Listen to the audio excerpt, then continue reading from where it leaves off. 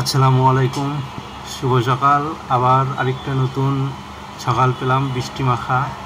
সকালবেলায় অফিসে এসে কিছুক্ষণ বসার পরেই দেখি বৃষ্টি শুরু। তারপর বেলকনি থেকে বৃষ্টিটা উপভোগ করলাম। আজকের বৃষ্টিটা অনেক সুন্দর ছিল। আমাদের এখানে বৃষ্টির এটা রেগুলার রুটিন হয়ে গেছে। আমাদের এখানে হচ্ছে প্রতিদিন সকাল হলেই বৃষ্টি হওয়া লাগবে। আর রাস্তাঘাট এত পরিমাণে কাদা হয়, মানে রাস্তায় আর বের হতে ইচ্ছে করে না। সারাদিন মনে হয় যে অফিসেই থেকে যায়।